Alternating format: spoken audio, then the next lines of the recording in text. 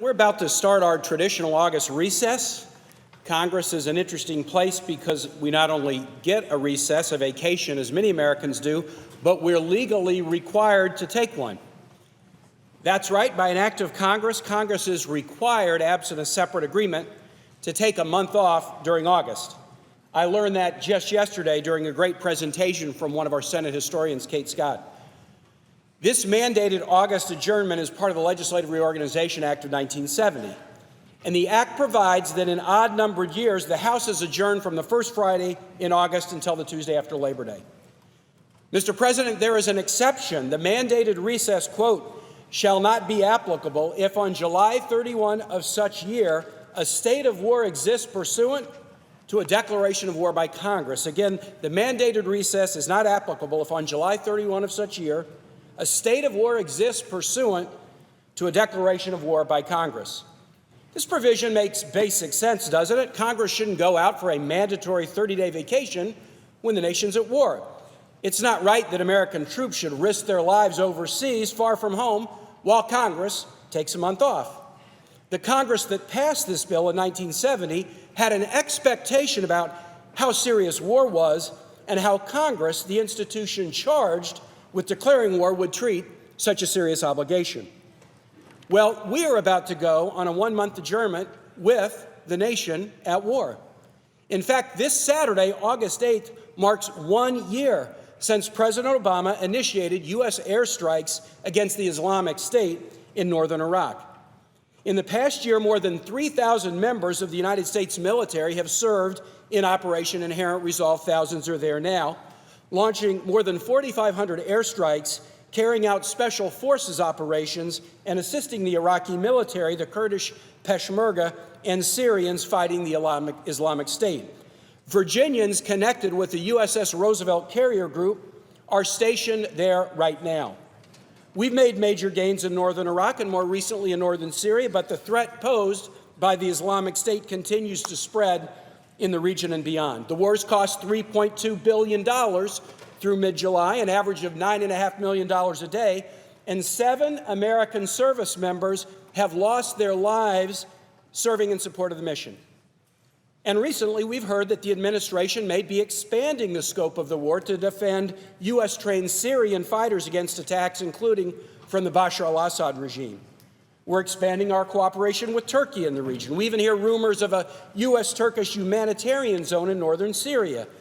Each of these steps is potentially significant and could lead to even more unforeseen expansions of the ongoing war. We've already had testimony by military leaders to suggest that the war will likely go on for years.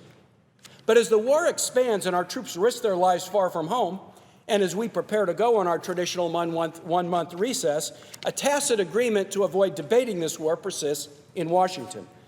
The president maintains that he can conduct this war without authorization from Congress. He waited more than 6 months after the war started to even send Congress a draft authorization of the mission. Congressional behavior has been even more unusual. Though vested with the sole power to declare war by Article 1 of the Constitution, Congress has refused to meaningfully debate or vote on the war against the Islamic State. A Congress quick to criticize any executive action by the president has nevertheless encouraged him to carry out an unauthorized war. As far as our allies, the Islamic State, or our troops know, Congress is indifferent to this war. I first introduced a resolution to force Congress to do its job and debate this war in September 2014. That led in December to an affirmative vote by the Senate Foreign Relations Committee to authorize the war with specific limitations. But the matter wasn't taken up on the floor because the Senate was about to change to a new majority, and that party wanted to analyze the issue afresh.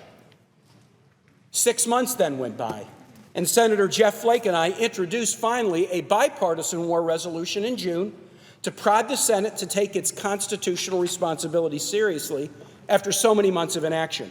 We wanted to show that there's a bipartisan consensus against the Islamic State. The result?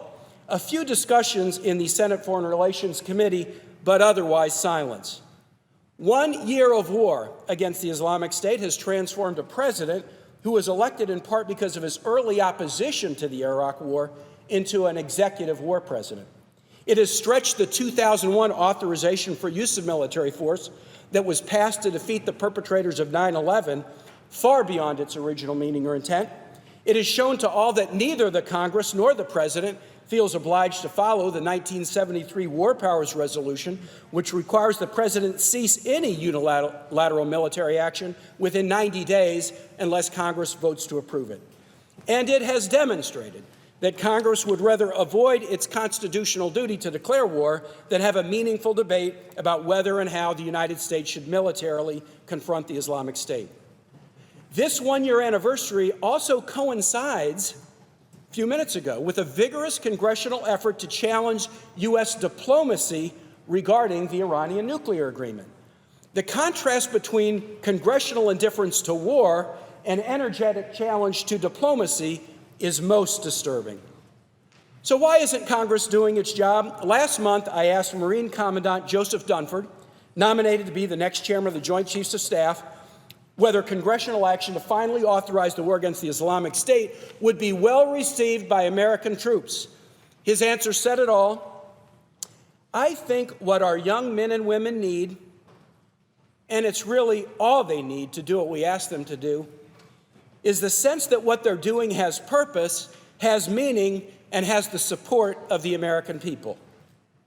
A debate in Congress by the people's elected representatives and a vote to authorize the most solemn act of war is how we tell our troops that what they're doing, what they're risking their lives for, has purpose, has meaning, and has the support of the American people. Otherwise, we're asking them to risk their lives without even bothering to discuss whether the mission is something we support. Can there be anything more immoral than that? To order troops to risk their lives in support of a military mission that we are unwilling even to discuss? 1 year in, our service members are doing their jobs, but they're still waiting on us to do ours. And as I conclude, oh yeah, what about that August recess? How can we go away and adjourn for a month in the midst of an ongoing war? Why, that's easy. The part of the statute that creates an exception for the mandatory August adjournment only applies if there has been, quote, a declaration of war by Congress. Because we haven't even bothered to debate or authorize this war, in the years since it started, we are still entitled by statute to take the month of August off.